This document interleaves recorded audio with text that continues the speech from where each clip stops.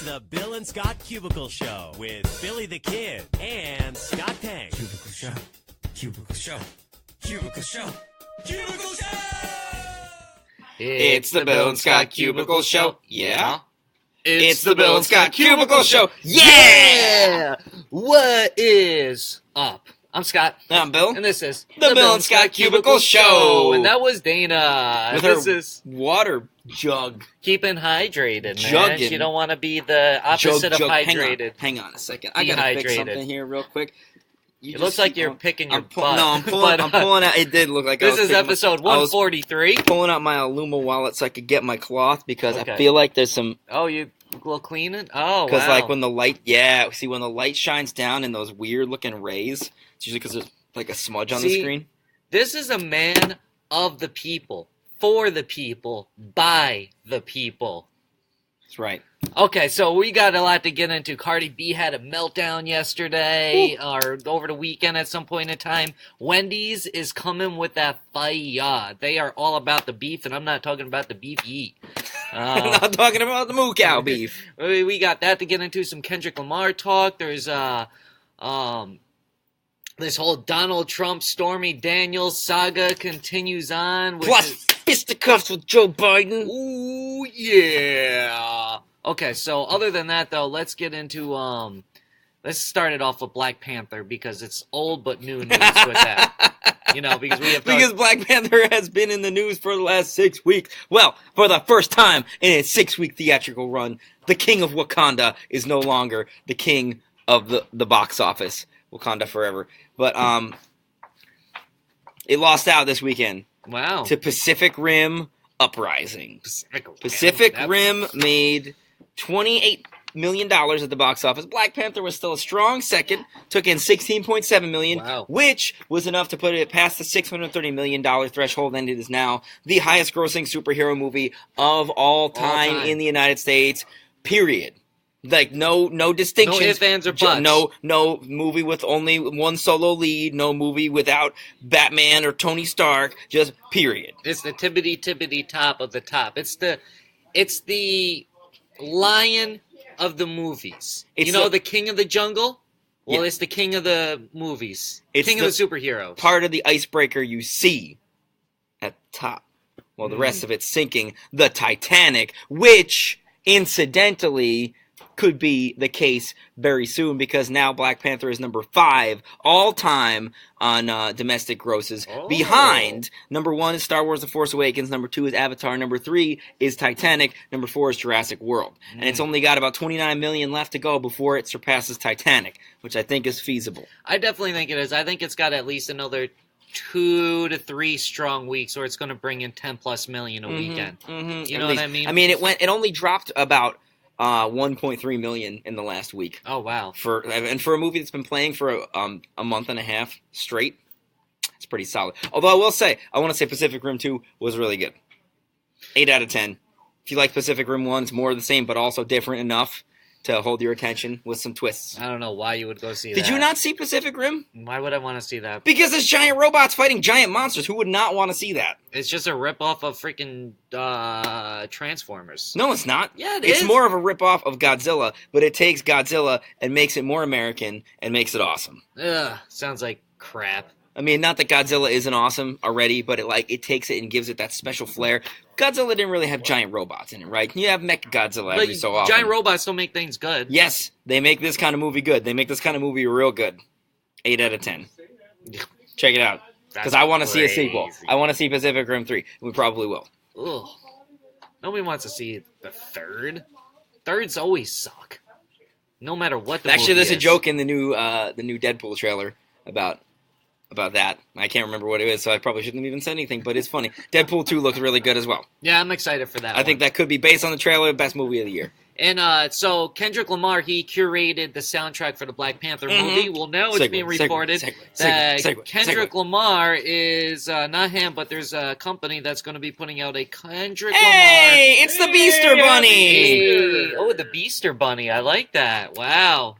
Have you ever want to use that one, Chad? Happy Beaster? Oh, Have you ever done that before? Yeah. I figured it had to be. There's nothing original that I could come up with that Chad didn't already say. All right, Kendrick Lamar. There's going to be a culture biography on its way for him. The book will be titled, it's a book here, it's going to be titled The Butterfly Effect, How Kendrick Lamar Ignited the Soul of Black America. Will explore Kendrick's life and his ascension through the music industry. Now, I definitely think it's really cool, and I do want to hear the Kendrick Lamar story, but not now. Well, here's the question. It's too early. How old is Kendrick right now? 27, 28-ish. How old was Biggie when he died? 24, something like that. And somebody, what was it? I think it was Diddy himself compared. Somebody was like, some news outlet was like, if you could, pick somebody who would be the Biggie of this generation, who would it be? And he said it was Kendrick. So, I mean, I don't disagree by that logic, with that. You could say he's already done enough and said enough to get his own biography. That's fair. But he's still alive. Right. He's got more to say. Yeah, it's like, at this point in time, if he was, hopefully he don't pass away anytime soon, then, then, you could tell the whole story. But it's like, he's only not even 30 or 30 at most. So it's like, that's 25% of his life. Like, what's he going to do between now and 60? And then after that, what else is he going to do? I think there's a lot of other big things for Kendrick in store. So, let's not rush the story. You want to tell stories about people, there's other people that you could do it. It don't just have to be about Kendrick. And what's up, Kyle, for checking on in right here? Well, I agree. I mean, there's something to be said there. But I also think, this is chapter 1 of the Kendrick story. After he lives another 25 years, you do chapter 2. You don't put out a whole TV show all at once. You put it out in seasons. So this is season 1 of the Kendrick Lamar biography story. Okay. Well, yeah, that's right. That's a good argument. Yeah. Well, then why? I don't know. It just seems like a money grab. Yes, it is a money grab. That's what everything in the entertainment industry is, a money grab. Because I honestly think what Kendrick Lamar's going to do over the upcoming next 5 years is going to be, the best revolutionary. The stuff. His revolutionary stuff. So we're jumping the gun is what you're saying. If they just wait a little while longer. Mm-hmm. But if Kendrick is as good as they say he is, then he will just continue to do that for the rest of his life. And then you would have to wait until he died. Okay, that's fair. I like that. Hey! Oh, wow. Hey! The Beaster Bunny! The Beaster Bunny! Look at those moves! Oh! Yo! Drop them eggs. He looks like somebody that was bumping that Wendy's mixtape. That's what was playing inside that head. Wow, did you hear about this, though? This is, honestly, absolutely hilarious. You told me about it before the show, and I listened to it, and it's awesome. Over the weekend, Wendy's released a freaking mixtape. This is real. This is a real thing that's on Spotify. I had to verify this myself. I went and looked it up. I even have my Spotify app still open. Wow. Yeah. Look at that. You can listen to We Beefin'. What are the songs? Run them down. All right, so here's the track list. Number 1, Twitter Fingers. Number 2, Rest in Grease. That's my favorite one. Number 3, Holding It Down. Number 4, 4 for $4. And number 5, Clownin'. So I've listened to all the tracks except I didn't listen to Holding It Down or Clownin', but my favorite one is Rest in Grease. My favorite line is Why Your Ice Cream Machine Always Broke. Yeah, I like Rest in Grease, too. That's probably my favorite. I also like 4 for 4, which is really cool. But then, also, so everybody's been responding about Tory Lanez tweets out, why are the Wendy's beats so fire? And it's because we gotta keep it never frozen. It's just, they're so good. If you don't follow Wendy's on Twitter, you are doing yourself a disservice. So service yourself. Speaking of service... Follow that. Speaking of service, I'm going to put my Twitter fingers out here right now because I already put my Twitter fingers out here last week, and neither one of them, I tweeted at both McDonald's and Wendy's. I didn't get a response. Wow. Because, you know what, and I just want to say, for the record, I love Wendy's. I love McDonald's. I love all fast food places. There isn't a fast food place you can name that I don't love. But I want to know why. You know what? Actually, I'm not gonna name the establishment. I'm gonna play it safe because Scott was like, be careful because they advertise with us. It's not a diss on anyone's product or a company as a whole. But there is a certain location of one of these stores that closes down early. All right, and that's not a reflection on the company. That's a reflection on the idiot manager who's not watching their employees and letting them close more than an hour ahead of time. Do you think this employee, this manager that closes the shop down early, is also still making money for that hour they shut down? I don't know. I don't know if he even knows what's going on, or he or she. Just bring it to the light of the people. But that's why I tried to tweet it, but like I said, neither place acknowledged me. It's not Wendy's. Do you think that Wendy should definitely sponsor and be a part of the undercard for the Biden versus Trump fight? Because I mean, they're always You're going out in there today with these segues. Yeah, Wendy's is out there; they're on fire with their tweets, and they're Trump is always out there with in the tweetosphere, right? And then the we got Twittersphere. I mean, first of all, like Trump and Biden need to come out to a song on the mixtape, Yeah, no doubt about it. But so somebody put out some odds for this. Yeah, there's this guy, an odds maker named Danny Sheridan. Maybe you've heard of him because you're a betting man. I don't know. You're who giving he me a is. rundown of what odds mean earlier because I don't really know much about this. I don't really follow boxing or betting odds terribly G-Dog. closely. But hi, John. Welcome to the show. Would you like to step out of the shadows and join us? I took a break today just for you. Well, I was waiting to hear your take on all this before I interjected. On the fight? Yeah. Okay, so here we go. This guy says that in a fight between Donald Trump and Joe Biden, it would be very close, but Donald Trump would have a slight edge because, first of all, he's 71 and Biden is 75. Second of all, he weighs more, 239 versus 215, and Trump is taller, 6'3" versus 6 foot even. So he set the odds at 11-10. Which is not a number I have ever heard of before when it comes to betting. It's not like a normal betting odd at all. I mean, it's 10-11 or 11-10. 11-10. So every $11 you bet, you make $10. I think every $10 you bet, you make 11. No. The first number is what you bet, and then the second number is what you win. Yeah. I swear to God. No. Look it up. No, if the odds are like 5-1, you bet one, you get 5. No, you bet $5 to make $1. Well, who cares? No. At the I end swear, of the day, look it up. Who do you think's No. going to win? Look up the odds. No, because No, if you don't want to look it up, you're being like you're just. I'll proving- look it up. You go ahead, look. The Hold on. first number is what He's you gonna miss bet. the show. He's going to have to Wow, go look it up. at this. So when you bet whatever the first number is what you make. So if wait, it's, hold on. What's Sean say? I said you don't have to look it up. Bill's right. Okay, yeah. The second number is what you bet. The first number is what you get paid out. Oh, because if it's 11-1, if you're betting, if the odds All right, are, I'm for gonna instance, come like back 4-1. and we'll give our Yeah, here we go. opinion about this Betting later. Betting odds. Ready?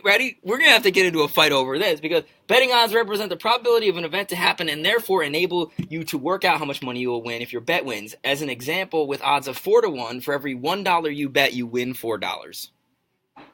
So every $10 you bet, you win 11. Now, it's weird. It's weird because it's not broken down in terms of X to 1, and I think that's because if you reduce this fraction, it becomes 1.1 to 1, which is, I think, just to indicate how close this guy thinks this fight would be. So by making numbers so then bigger, he's why actually wouldn't he do simplifying the odds. So why not even do a 6-5? That's a good question. Maybe he thinks it's not quite that close. That would be 12-10. Or yeah, maybe, yes, there you go. Because that would be a bigger Well, that's difference. just stupid numbers. It don't make any sense why you're doing that. Like it don't. Why is this the number you chose? It's a joke. It's a joke, and this guy even says that the fight wouldn't last more than 2.5 rounds in the first place. I don't think it would go these more are both than one old round. dudes. You're probably right. What do you think? How does this go? They step into the ring. They meet. I honestly think Biden will win. I think Biden's got more pain inside of him, and that anger can unleash. Oh yeah, we did talk about. He's this had to last week. bury his wife. He's had to bury his kids. All that type of stuff adds up. That's stuff that you don't bury your kids. You know what I mean? Like, so if he was able to hatch into that pain, I think there's a He could find the strength Furious and the guy inspiration to take down the Jolly Orange Giant. yeah, I really do. Well, where did John go? He totally. Hey, John. I think he's going down there. Whatever. That's not when he important. comes back, we'll get it. Whatever Let's he's get doing this is not Cardi important. B thing. All right, let's done get this with Cardi here. B. Oh, here there he is. he is. Okay, go ahead and weigh in on the Trump Biden fight. So who do you think would win? I say you guys- Biden Yeah. because he's had to bury his wife and he's had to bury his kids, and I think all that pain inside can lead to a lot. I think he's tougher. I think that just what you said, he's gone through more adversity in life.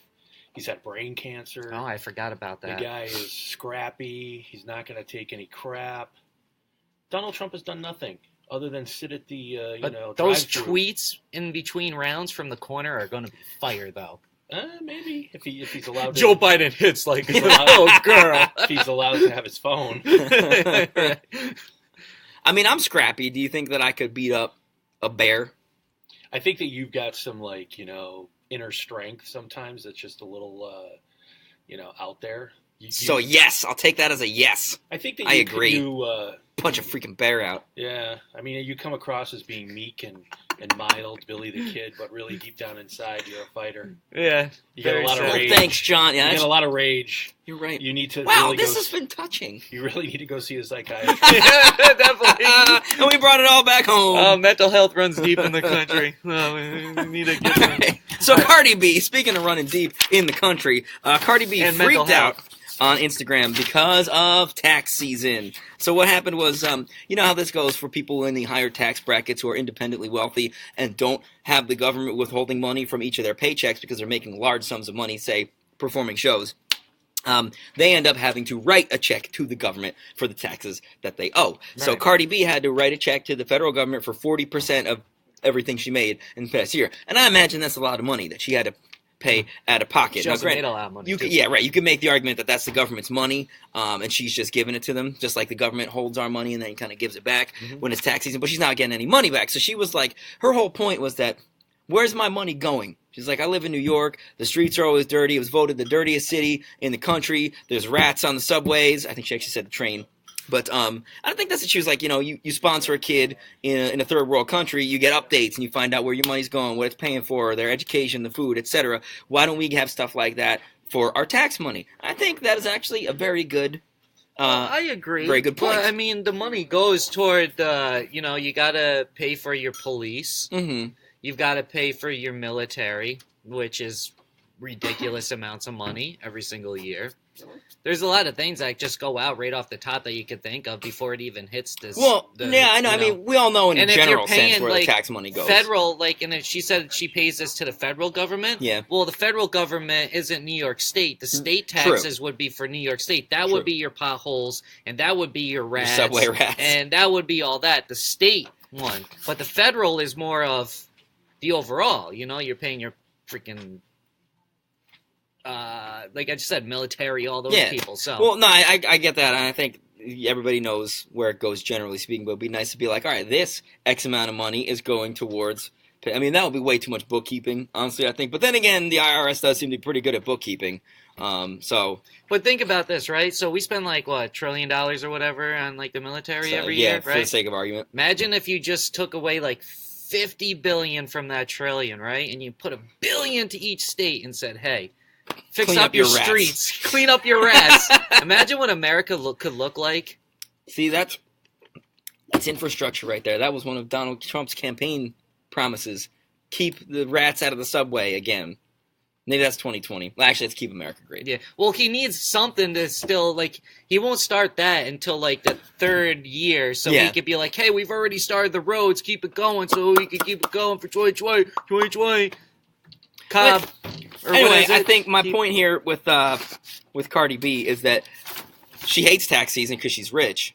But this is the one time of the year when normal people like us get to feel like ballers because we're getting a big old check. Yeah, but here's from the thing, though. government. We're only getting money back that we overpaid. True, It's but not like we're getting. No, we're not getting any free Yeah. money, but it's psychological, right? You just you have all this money that gets socked away by the government, and then you get it all back, and you're like, yo, I got a check. I just got paid, and it feels like you just got paid for doing some math problems on the internet, which is why it's cool. They trick you. You get your own money back that they took, and they trick you into thinking it's this great gift. The United States government. Let's hear it. Yes. Okay, good. I'm saying, she's going to be making $100,000 per show at Coachella in April, and I'm going to be getting a tax refund. She's going to have to pay taxes on that. I'm getting money back, so. Well, also, if Who's you didn't making pay money moves taxes now? all year, Who's though, making money moves now? You didn't pay taxes all year, though. Then I would have to pay. You'd have to pay it all That's in one, correct. and you wouldn't get any money back. Right, because- so if but you pay because taxes on what you made throughout the year, then you wouldn't be doing this, Cardi. Right, but I have a normal job where they withhold taxes, unlike like celebrities who don't, where these people make millions of dollars. And, you just got to hire some kind of financial planner to take your money and be like, all right, let's set this aside for taxes. Because if you're making that much money, you can afford a financial planner. So that's the real lesson here. If you're rich, frankly. All right, so let's get into this Meme Monday and close this out here. Is that what we're doing now? Yep. Are we closing it out? It's time to close it out with Because some memes. frankly, my dear, I don't know. I just heard. Oh my God. I just heard Jay say frankly. I don't know if he was alluding to that, but it reminded me of. I was speaking about the taxes. Okay. All right, so Bill, here's your meme. All right. This is just one that went up in the group chat over the weekend, and I was like, you know what? This seems good. This seems good for Monday. Positive Possum believes you can do the thing, so freaking get out there and grab Monday by the skull and tear it in half. Wow, you're on one right now. Yeah, you know. Wow. John was not necessarily wrong. All right, here's mine. Don't worry, I'm not going to get into it that much, but here you go. Since Easter's April Fool's this year, here's a nice little April Fool's thing. Grapes. Grapes that look like candy. Take the chocolate out and replace it with candy. Oh, that's what we should have done. Oh, man. Moving forward, we got to do this right here to people. There's still Everybody time. loves a grape. There's still time. Okay. Actually, if I had known you were going to do this, I would have sent a different picture. Grapes, and I thought that was really funny, and that would have made a nice connection. Hi, But Daryl. Daryl, Jay says hi. He says hi. Come by and say hi sometime. It's a shame he doesn't still work here because, man, Yeah. he would be an interesting addition to this Cubicle Show. Oh, let me tell man. you. Too bad. He has to try to better his life and have a full-time Yeah. job. What a bum. He could play the keyboard. Dude, we could have a live. He could be like freaking. He could be like Questlove. Oh, Like he could sit there and make jokes, Damn, that would be play perfect. music. Oh, okay. All right, But yeah. that being said, This is a deluxe let's get episode. outta here. Yeah. Monday through Thursday, Jan's Facebook page. Check us out. We here live and direct at 10:30. Eastern Time. Because that's the only time zone that matters! He is on one. One. Cubicle Show. Cubicle Show. Cubicle Show. Cubicle Show! That's what I'm talking about, boy! Bill and Scott Cubicle Show. Yeah? Bill and Scott Cubicle Show. Yeah! Bill and Scott Cubicle Show. It's the Bill and Scott Cubicle Show. It's the Bill and Scott Cubicle Show. It's the Bill and Scott Cubicle Show. Cubicle Show. Cubicle Show. Cubicle Show. Cubicle Show. Not a rectangle show. Not a triangle show. Not a pyramid show. It's a Cubicle Show. Bill and Scott Cubicle Show. Yeah? Bill and Scott Cubicle Show. Yeah! Cubicle Show. We just gotta do one. Boy!